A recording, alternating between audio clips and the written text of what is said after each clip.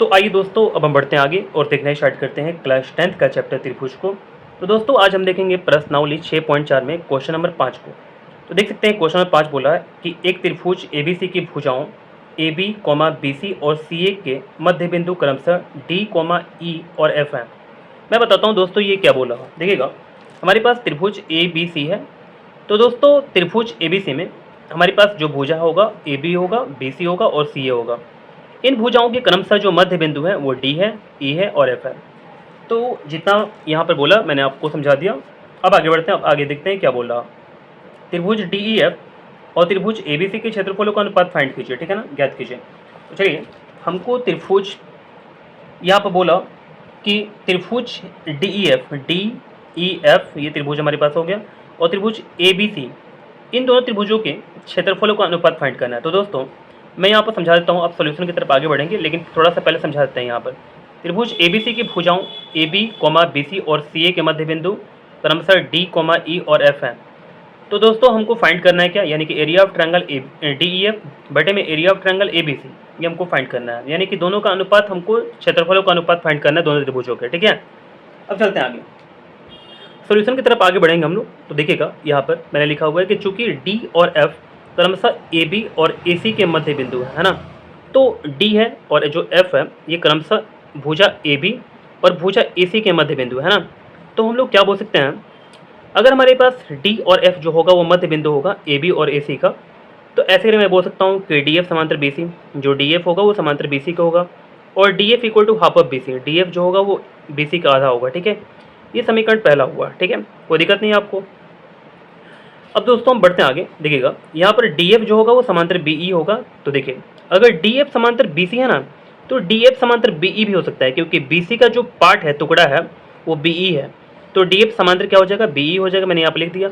और DF equal to half of BC होगा। DF equal to half of BC मतलब समझते हैं, यानी कि अगर आप BC का आधा करते हैं तो DF के इक्वल होगा।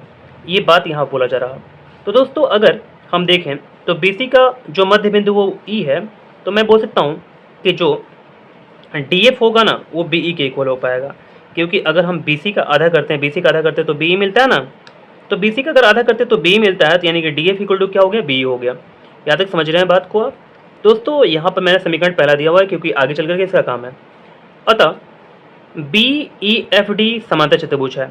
देखिए दोस्तों, मैंने आपको समझाया यहाँ पर कि DF जो है समांतर BE के है, और साथ ही साथ DF जो है वो इक्वल टू BE है ना। देख सकते हैं आप यहाँ पर DF समांतर BE और DF इक्वल टू BE है ना।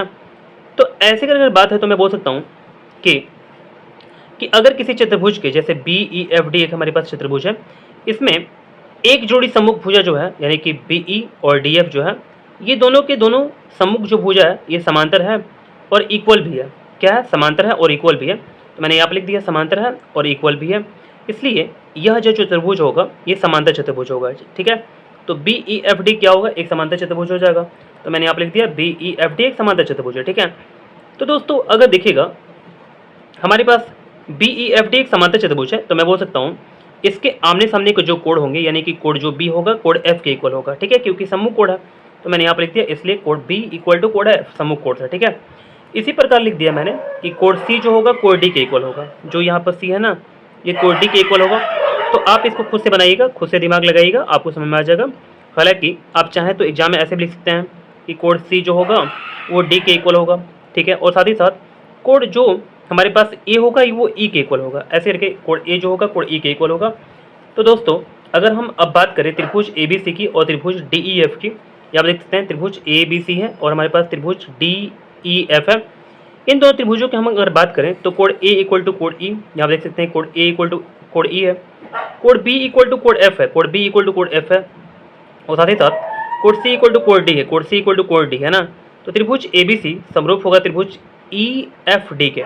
देखिए यहाँ पर ABC ऐसे मैं लगातार ले रहा हूँ ना, तो यहाँ पर EFD लेना पड़ेगा, ये ध्यान दीजिएगा, ठीक है। कैसे हुआ, तो एंगल समरूपता से दोनों त्रिभुज समरूप हो चुका, ठीक है। अब दोस्तों मैं क्या करूँगा, हमारे पास बोला कि क्वेश्चन में कि त्रिभुज एरिया ऑफ ट्रायंगल DEF और एरिया ऑफ ट्रायंगल ABC का अनुपात फाइंड करना है। तो दोस्तों मैं क्या करूँगा, यहाँ पर अगर मैं देख रहा हूँ कि दोनों त्रिभुज हमारे पास समरूप है, ठीक है, मैंने आपको दिखा दिया, तो ऐसे में बोल सकता हूँ कि एरिया ऑफ ट्रायंगल DEF बटे में area of triangle ABC, equal to क्या होगा, देखिए अगर दोनों त्रिभुज की हम बात करें, दोनों त्रिभुज हमारे पास समरूप है ना, तो सबसे पहले त्रिभुज डी ई एफ का हमको क्षेत्रफल और त्रिभुज ए बी सी का क्षेत्रफल जो है इस दोनों का अनुपात फाइंड करना है। ठीक है, ये ध्यान दीजिएगा, जो फाइंड करना है ऐसे करके हम लोग लिखेंगे।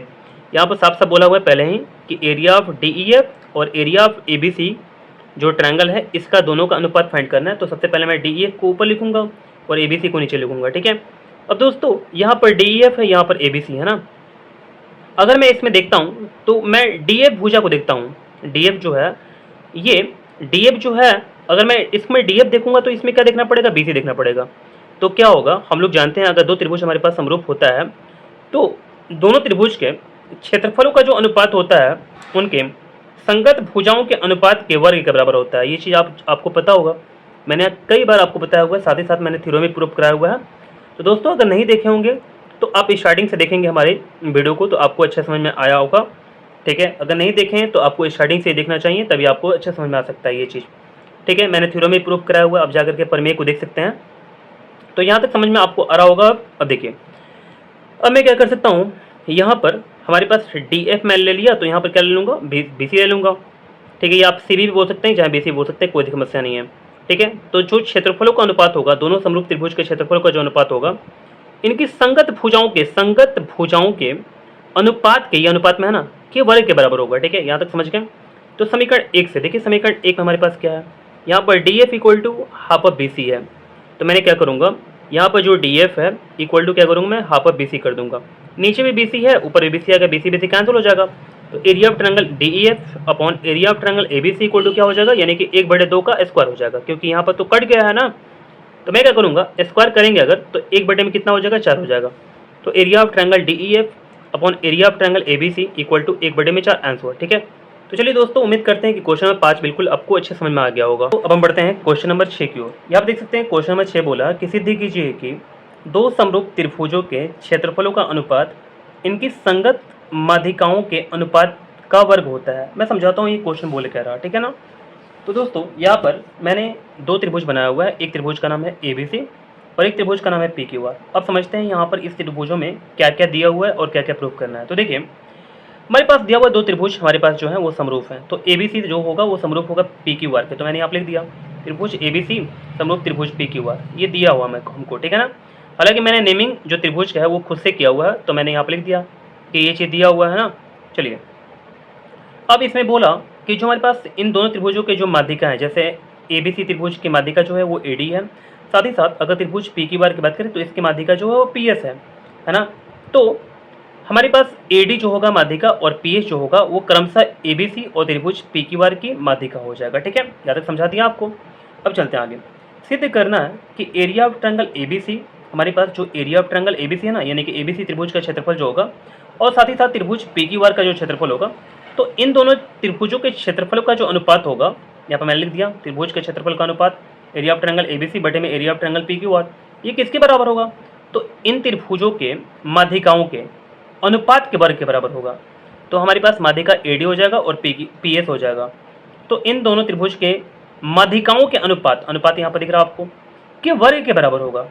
ठीक है, अब दोस्तों यहाँ पर मुझे ये चीज़ सिद्ध करना है। तो चलिए अब सिद्ध करना स्टार्ट करते हैं। ध्यान दीजिएगा, हम प्रमाण यहाँ से स्टार्ट करेंगे। ठीक है, त्रिभुज ए बी सी की बात करेंगे और त्रिभुज पी क्यू आर की बात करेंगे। ये दोनों त्रिभुज की अगर बात करेंगे हम लोग, तो दोनों त्रिभुज हमारे पास समरूप दिया हुआ है। आप देख सकते हैं यहाँ पर ये त्रिभुज ए बी सी जो होगा वो समरूप त्रिभुज पी क्यू आर के होगा। तो मैंने यहाँ पर लिख दिया ए बी सी और त्रिभुज पी क्यू आर समरूप है ना। तो दोस्तों अगर हमारे पास दोनों त्रिभुज समरूप है तो मैं बोल सकता हूँ कि ए बी और बटे में P Q equal to B C और बटे में क्यू आर, यानी कि दोनों त्रिभुज के जो हमारे पास संगत भुजाओं का जो अनुपात होता है ना, जैसे ए बी बटे में पी क्यू, ये हमारे पास ए बी और पी क्यू संगत भुजा है, तो इन दोनों त्रिभुज के संगत भुजाएं जो होंगे दूसरे संगत भुजाओं के अनुपात के बराबर होंगे। तो देखिए बी सी बटे में क्या हो जाएगा, क्यू आर। ठीक है, और दोनों के दोनों क्या होगा, बराबर हो जाएगा। तो मैं आपको समझाता हूँ, ए बी बटे में क्या हो गया, पी क्यू और इक्वल टू बी सी बटे में क्यू आर हो गया, यानी कि संगत भुजाओं का अनुपात जो है ये अभी अनुपात है, ये बराबर होगा। ठीक है, सी पी एच टी से हो गया। दो त्रिभुज अगर दोस्तों समरूप होंगे तो हम लोग बोल सकते हैं संगत भुजाओं का अनुपात, जो संगत भुजाओं का अनुपात होगा वो बराबर हो जाएगा। ठीक है, सी पी एच टी से। तो दोस्तों मैंने यहाँ पर आपको समझा दिया कि ए बी बटे में P Q equal to B C बटे में क्यू आर। अब आगे बढ़ते हैं। मैं क्या कर सकता हूँ, ए बी बटे में पी क्यू तो लिख दिया, लेकिन इसको मैं आधा करूँगा और नीचे वाले को भी आधा करूँगा। तो बी सी का आधा करेंगे, सोचिए बी सी जो हमारे पास है ना, अगर बी सी का आधा करता हूँ और साथ ही साथ क्यू आर का आधा करता हूँ, तो ए डी जो माध्यिका है तो क्या होगा, यानी कि B D equal to C D होगा। और अगर हमारे पास पी एस माध्यिका है तो क्यू एस इक्वल टू क्या होगा, आर एस हो जाएगा। ठीक है, यहाँ तक बात समझ गए आप। तो दोस्तों अगर हम बी सी का आधा कर देते हैं, जो हमारे पास बी सी है ना, इसका आधा करेंगे तो क्या हो जाएगा, बी डी। मैंने यहाँ पर बी डी लिख दिया। ठीक है, यहाँ देख सकते हैं मैंने बी डी लिखा हुआ है, यहाँ पर बी डी। ठीक है, और क्यू आर का आधा कितना होगा, क्यू आर का आधा कितना होगा, क्यू एस हो जाएगा। ठीक है, यहाँ पर मैंने क्यू एस लिख दिया। यहाँ तक समझ में आपको आ रहा होगा, उम्मीद ऐसा मैं करता हूँ। अब देखिए, इतना तक हो जाने के बाद अगर हमारे पास त्रिभुज ए बी सी जो है वो समरूप है त्रिभुज पी क्यू आर के, तो क्या मैं बोल सकता हूँ कि कोड जो पी बी होगा कोड क्यू के इक्वल होगा। आप बोलेंगे हाँ बोल सकते हैं आप, तो कोड बी जो होगा कोड क्यू के इक्वल होगा, ये इसी पी एच डी से हो जाएगा। ठीक है, क्योंकि दोनों त्रिभुज हमारे पास समरूप था। मैंने आपको ऊपर में हेडिंग बताया था कि दोनों त्रिभुज हमारे पास समरूप है, इसलिए मैंने ऐसा लिख दिया। ठीक है, अब दोस्तों अगर ध्यान देंगे आप तो हमारे पास ए बी बटे में पी क्यू आ चुका है इक्वल टू बी डी बटे में क्यू एस आ चुका है। अभी दिख भी सकते हैं यहाँ पर ए बी बटे में P Q equal to B D बटे में क्यू एस आ चुका, और साथ ही साथ कोड बी इक्वल टू कोड क्यू है, जो कोड बी है कोड क्यू के इक्वल है। ठीक है, तो ऐसे करके हमारे पास ये अगर हमारे पास मैचिंग कर रहा, ये हमारे पास दोनों भुजा है और दोनों भुजा का अनुपात, संगत भुजाओं का जो अनुपात है हमारे पास, ये छोटे वाले त्रिभुज में और ये छोटे वाले त्रिभुज में हमारे पास जो संगत भुजा है और ये जो संगत भुजा है दोनों त्रिभुज में छोटे वाले, इनका जो अनुपात है ये बराबर है हमारे पास। इन दोनों भुजाओं का अनुपात जो है और इन दोनों भुजाओं का अनुपात जो है वो बराबर है, और साथ ही साथ ये कोड जो है ये इस कोड के बराबर है। तो मैं बोल सकता हूँ दोनों त्रिभुज हमारे पास जो होगा, ए बी डी जो त्रिभुज होगा ना, वो त्रिभुज पी क्यू एस के समरूप होगा। ठीक है, तो त्रिभुज ए बी डी समरूप होगा त्रिभुज पी क्यू एस के। कैसे हुआ, तो साइड एंगल साइड समरूपता से। यहाँ तक समझिए ना बात को ना। अब देखिएगा, अगर हमारे पास दो त्रिभुज समरूप है तो मैं क्या बोल सकता हूँ, ए बी बटे में पी क्यू। ठीक है, ए बी बटे में पी क्यू बोल सकता हूँ, और ए डी बटे में क्या हो जाएगा, पी एस हो जाएगा। देख सकते हैं आप, ए बी बटे में P Q equal to A D बटे में पी एस। ठीक है, क्योंकि समरूप त्रिभुज के संगत भुजाओं का अनुपात जो होता है वो बराबर होता है। ऐसे करके मैंने आपको बार बार बता दिया। कैसे हुआ, सेपेशियस हुआ, ये समीकरण पहला हो गया।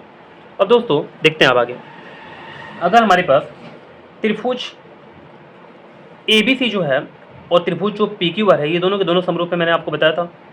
तो मैं क्या करूँगा, दोनों त्रिभुज के क्षेत्रफलों का अनुपात निकालूंगा।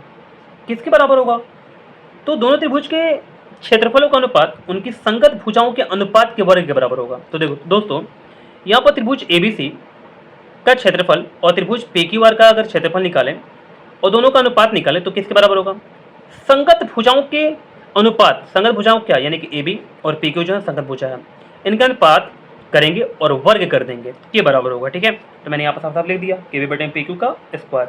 यहाँ पर समीकरण दूसरा हुआ। अगर दोस्तों अगर ध्यान से हम देखें समीकरण एक और समीकरण दो को, तो देखिएगा हमारे पास समीकरण एक में हमारे पास ये वाला चीज़ है और समीकरण दो में ये वाला चीज़ है। तो मैं क्या करूँगा, समीकरण एक और दो को क्या करूँगा, ऐसे करके देखिए, यहाँ पर area of triangle A B C मैंने यहाँ पर लिख दिया, तो area of triangle P Q R यहाँ पर तो लिख दिया, जो यहाँ पर नीचे लिखा था इक्वल टू ए बटे में पी क्यू जो है ना, इसको मैं एक्सचेंज कर लूँगा। ए बी बटे में जो पी क्यू है इक्वल टू क्या लिख दूंगा, ए डी बटे में पी एस। ए डी बटे में क्या हो जाएगा, पी एस हो जाएगा, और यहाँ पे स्क्वायर दिया था ना, तो स्क्वायर हो जाएगा यहाँ पर। तो यहाँ तक मैंने आपको समझा दिया बिल्कुल अच्छे से। उम्मीद करते हैं कि आपको यहाँ तक समझ में आ गया होगा, ये प्रूव्ड हो चुका। ठीक है, तो दोस्तों मैंने आपको क्वेश्चन नंबर 5 और 6 समझाया, और उम्मीद करता हूँ मैं कि आपको बिल्कुल अच्छे समझ में आ गया होगा। किसी प्रकार कोई दिक्कत होने पर आप मुझे कमेंट करें।